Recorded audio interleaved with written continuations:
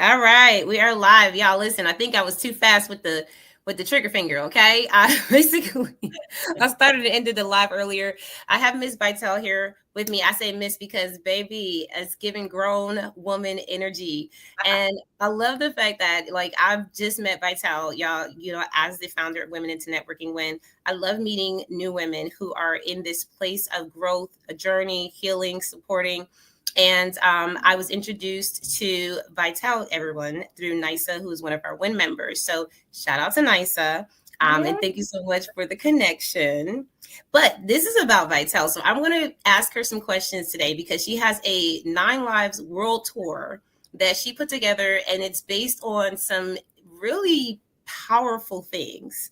And I want you to take us through a tiny bit of a journey so that we can see like where it all stemmed from and where you are today. So first of all, just introduce yourself. Let us know who you are. Okay, we'll start there. Hey, everybody, I'm Vitelle. So nice to be here. So nice to meet the founder of WIN. I don't even think it registered for me that you were the founder. So that's amazing. Awesome. So glad to meet you. Yes, I've heard a lot about your group as well. Very inspired by you guys. So I appreciate this opportunity to share. So just for you guys who don't know me and are meeting me for the first time, I'm an actress, producer, writer, director. I do a little bit of everything. Founder of Us Three Productions. I'm a serial entrepreneur, but most importantly, everything that I do is for the glory of God. I use my gifts and talents to draw people to Christ without being churchy, I guess you could say. So, a lot of people are not going to get the word or get inspired by going to church. A lot of people are not going to set foot in a church. So that's what Us Three Productions is all about. We are bringing the entertainment to the people, but the message is through the entertainment. And that's what we do at Us Three Productions. That's my short summary. So listen, I was muted. I love it. And I'm talking on both channels because like I wanted to get this in a multi-fashion. First of all, you inspire me because when I first saw you, you had, live stream back here. You had the radio station you were on, and you were talking to us a little bit about this journey. And I love how you're saying like, I'm going to give you God, but we're not going to be churchy. I'm not a churchy person. Like I'll stay out the building if it's like that. A lot of people say that. Yeah. I hear that a lot. I'm like, don't invite me. I'm at Bedside Baptist. Right. Right. And I mean, that's the reality though, and it's sad because like a lot of people have experienced church hurt, and it's not the message, it's the people, but they still want that message, or they still, have some healing to do and things like they need God regardless of whether they want to set foot in a church or not. So that's why it's so important what we're doing. That is powerful. And I agree. I'm like very much a believer. And so when you're speaking my language. I want the people to understand the behind the scenes of what this means for you though. Mm-hmm. So like, why 9 Lives Productions? Like, where did this come from? What is this about?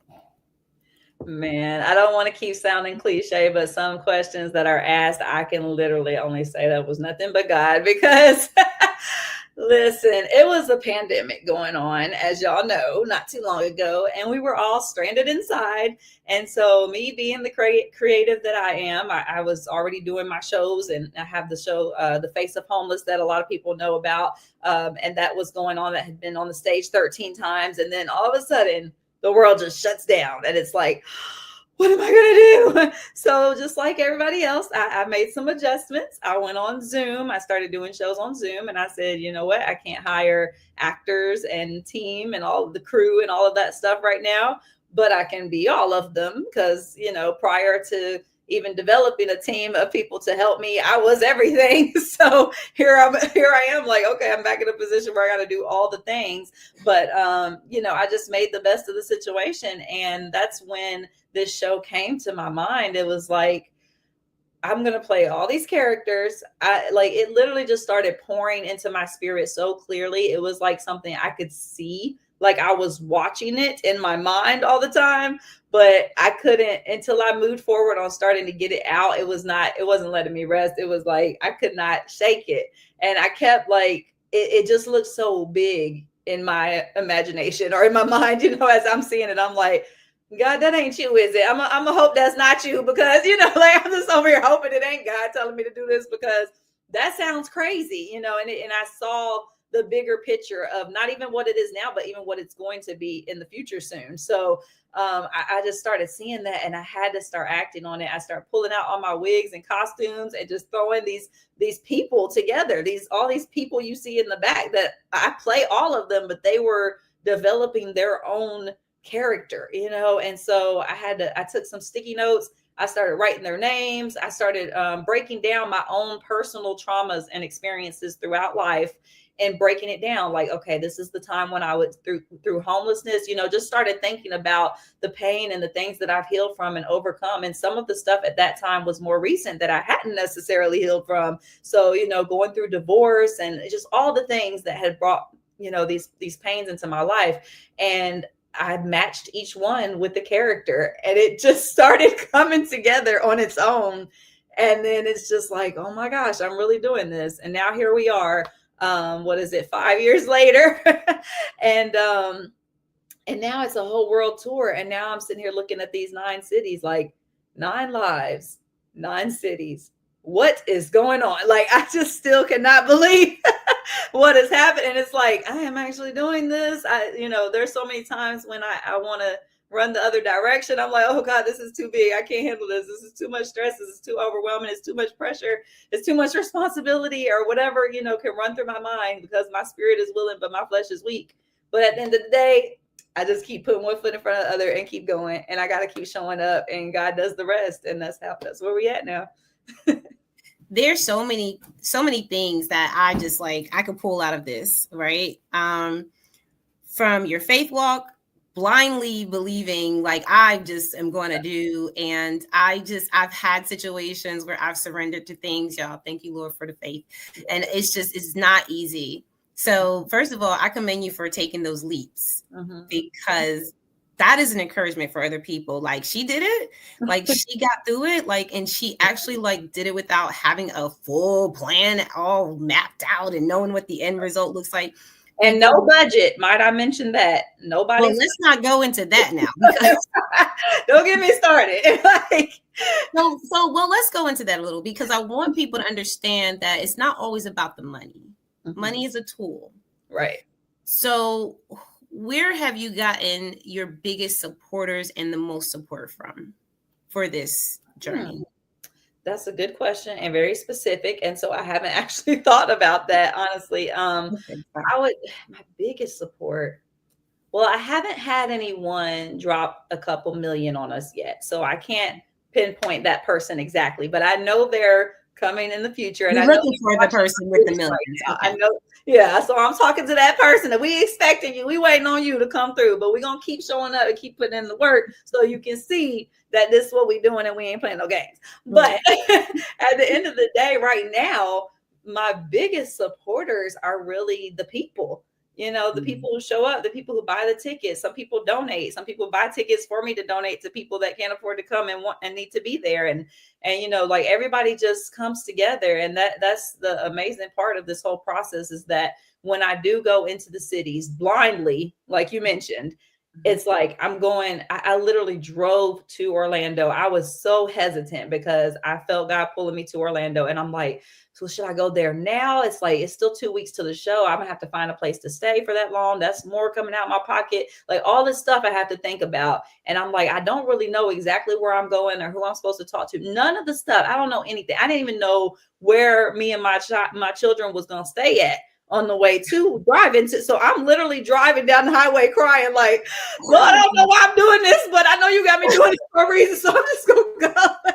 And so, and that whole process. And when I tell you, I just start like, I'm just hearing from him. And then he gives me a call to make, or somebody will call me, and it just started coming together. It was like, by the time we got through that 6.5 hour drive, we got a place to stay. We got people sponsoring. We got people calling me in for interviews. We got all this stuff going on. And within the 6.5 hours it took me to get there. And by the time I get there, I'm going to interview after interview. And then that person that would interview me would drop everything. Like, And I'm sitting here thinking, like, I know they got jobs, they got radio station, they got all this stuff that they got going on, but they literally just met me and will drop everything and start saying, what does Nine Lives need? What does Us Three Productions need? Like, what do you need me to do? And so God had been working on me for a while now about asking, humility. I have always had a hard time asking people for stuff, but he has worked with me on that for the last several years. And now it's like, don't ask me what you want me to do, because I will give you a list. We got a list over here that I'm getting really good at what is it called? Delegating.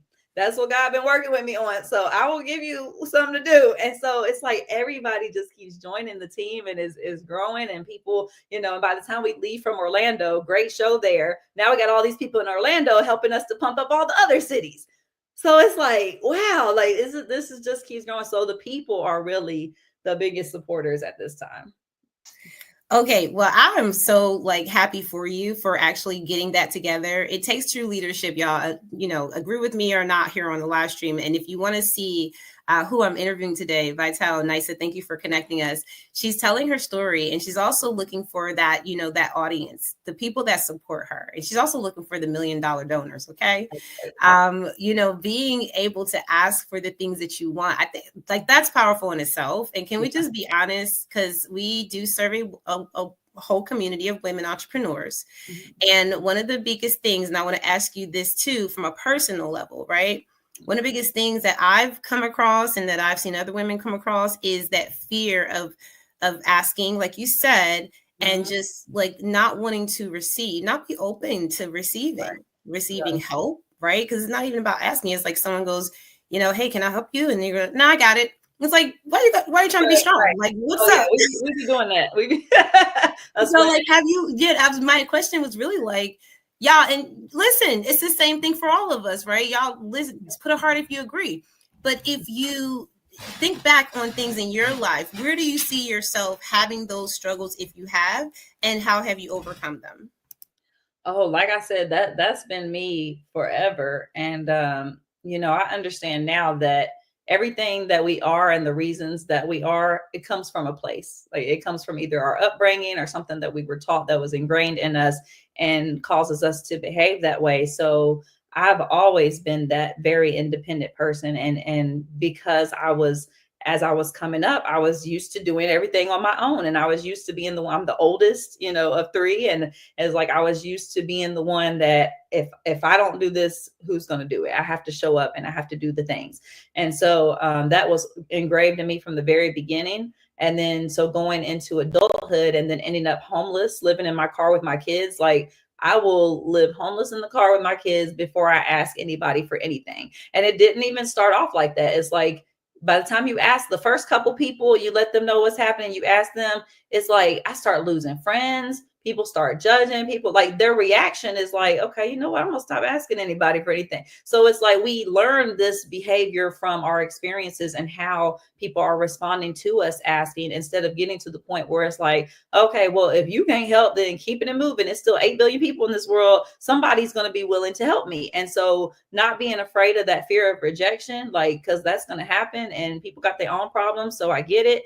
But at the same time, it's like, if you need help, you got to keep knocking until the door opens, And so that's where I'm at now. But compared to where I was then, like after I told the first few people, that was it. And then after that, nobody knew we were homeless living in our car. And I still was working. I still was on set. I was working with Tyler Perry. I was doing all these things and nobody would have ever known. And I just kept it to myself. Like, why would I tell anybody else if they're going to disown me? Because to act like as if I'm just choosing that lifestyle for whatever reason they thought, because people, they're so judgmental. So that's what we have to deal with, unfortunately. But don't let that stop you from asking.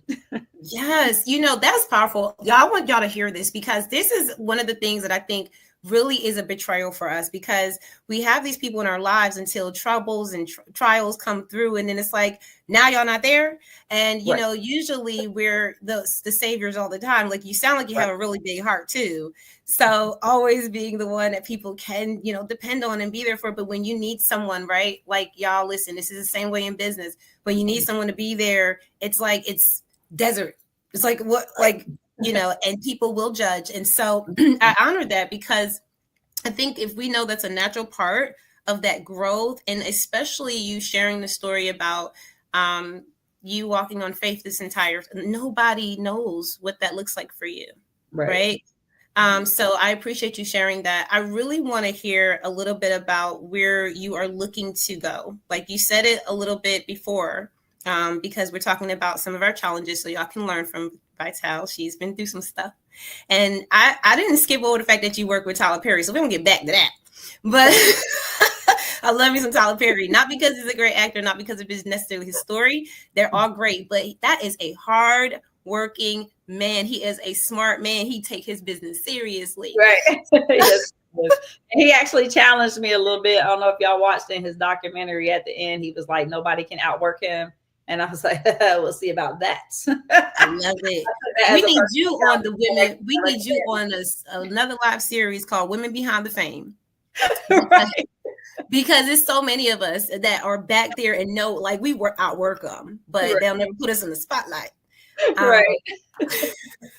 Okay, appreciate you sharing that, because that's going to be good. I want to go back to that though. I do want to hear about the goals. Like this, you're in Huntsville, Alabama this month coming up.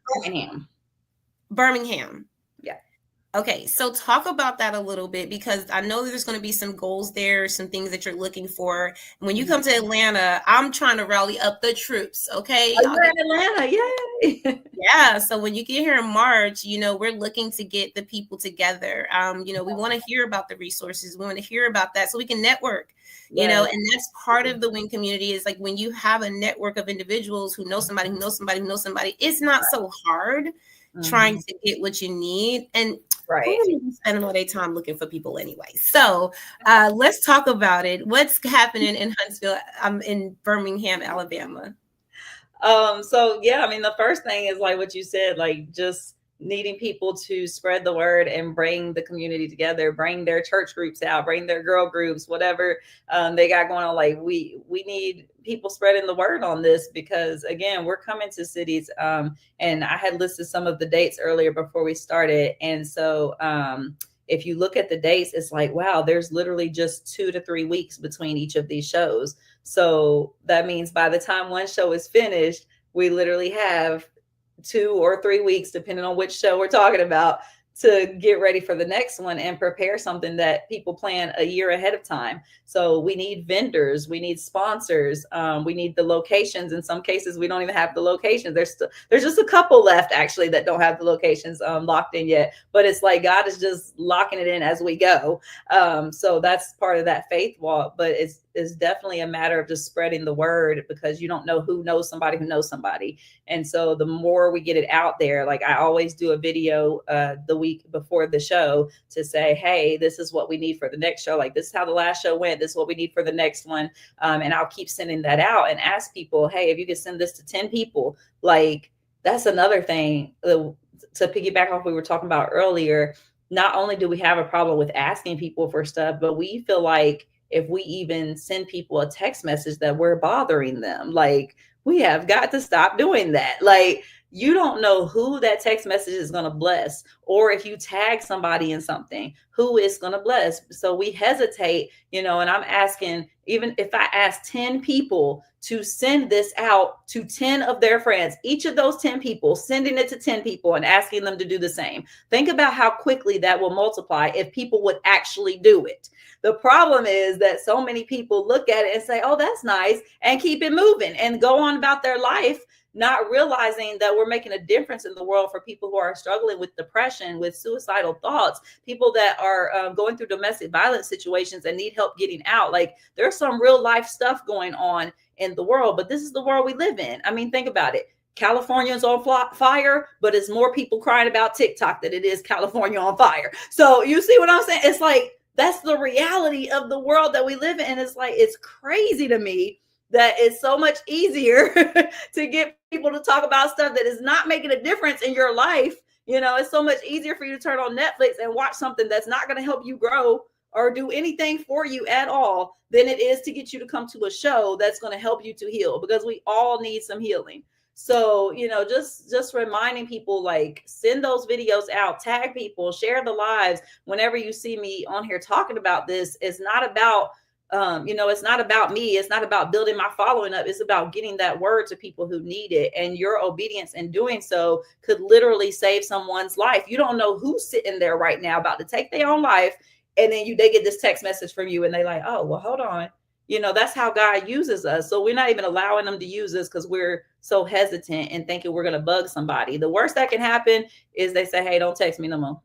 Or, if you tag them, they like, untag yourself. Like, I used to be very hesitant with that and think like that too, but no more. I'm like, I will bug the heck out of you. Like, you either going to get sick of me and block me, but then guess what? You missing out because I know where I'm going. So you can either go with me or you gonna be watching me on TV saying, dang, I wish I wouldn't unfollowed her, because don't try to come back. You know what I'm saying?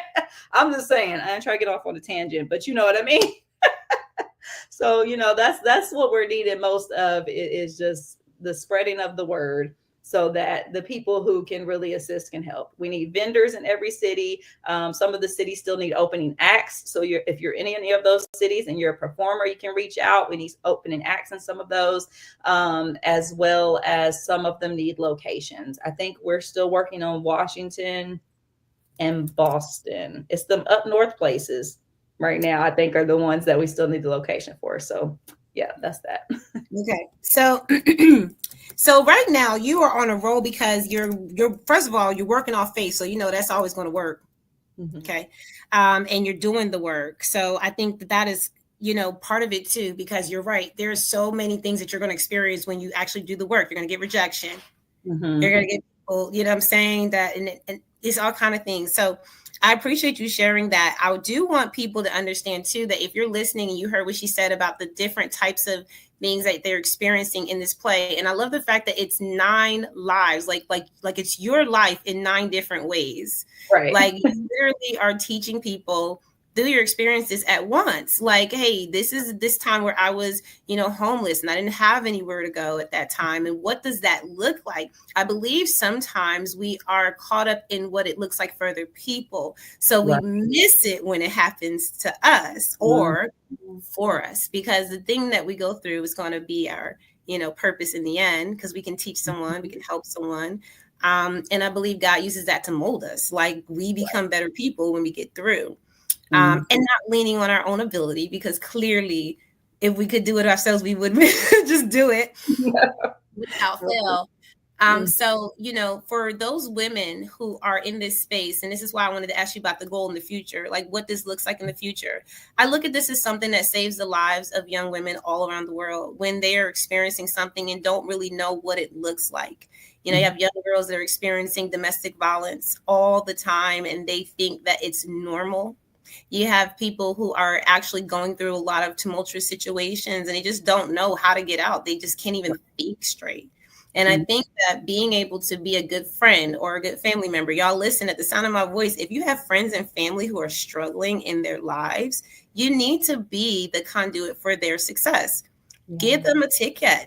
Right? If they're in Birmingham, Alabama, get them a ticket. If they're in Atlanta, get them a ticket. If you have resources and you dip and dabble in that field, right? Or if you're in the production industry or in video, whatever it is, because this is a connection piece, right? You never know when you connect with Vitelle, who she may know, right? You never know. So this is my call to action for, you guys to make those connections. Vitelle, how do you want them to connect with you if they're a vendor, because I'm going to show them the screen on Eventbrite of what it looks like when they go to buy their tickets. But how would you like them to connect with you if they're like, right now, I need to send her something because I want to be that? Sure.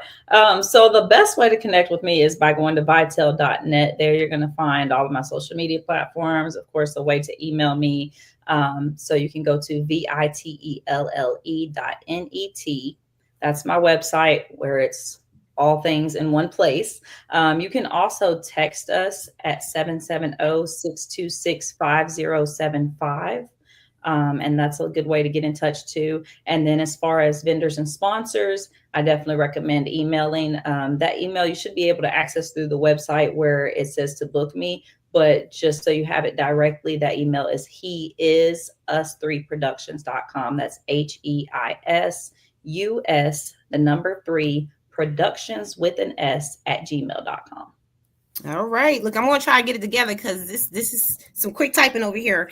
I just want them to understand where to get where to connect with you. He is us production 3 productions at Gmail. Yep, that's right. Okay. And then 770-626, last 4? 5075. 5075. Mm-hmm. And the website is vitelle.ent. Vitelle.net. NET. Sorry. I was thinking of entertainment, y'all. So the thing about this, I want you guys to have this information, and I'm going to share it with you here. When you reach out to Vitelle, tell her where you heard her from. That way we know, the WIN community is making some type of impact in the world. Mm-hmm. We do also want to hear, your advice.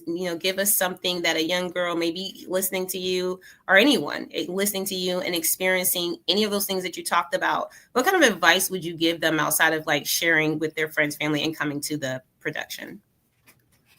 People who are experiencing these specific topics. So it's going to be different with every scenario, but I will sum it up to say that if you are going through something traumatic, if you're in a place in life where you feel like it's the end of the road, this is as bad as it gets, especially those of you who may be in a position where you're thinking about making a permanent decision, understand that the situation, the circumstance is temporary. We don't want to make permanent decisions based off of temporary feelings or temporary positions that we are in our life. Some situations you can resolve by putting in the work. Some things you just have to wait it out and trust God that he's working behind the scenes, and stay prayed up. And there's so many solutions to all of this. I couldn't possibly go through the whole list, but I will say that at the end of the day, there is a solution. There is a way out. And just know, just see that light at the end of the tunnel, and know that this is temporary, that time passes, people age, things change, and life goes on as long as you allow it to. So just hang in there, keep pressing forward, and God's got you. I love that so much. Thank you for sharing that. And before we tone down this live stream, y'all, because we wanted to give Vitelle some time with you all. And then, of course, she's giving us her time, so we respect that. We value it. If you don't mind, just give us some goals that you are looking forward to achieving with your productions, maybe in the future, what that looks like. Because I know you said you had a vision. We would love for you to give us a little peek. Well, Us 3 Productions is, man, I don't even know how to put this into words, but the future looks bright from here. I will say that. And I don't find it a coincidence that I recently saw the Hollywood sign burning, and that is the vision that God gave me for this flyer prior to that ever happening, with this burning in the background.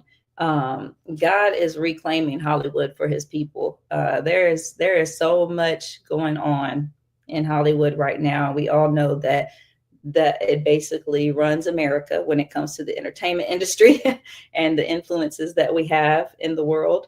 And the good ones need to step up. God's people need to really step up and utilize this tool that is media and production and all things Hollywood, and bring it back to God.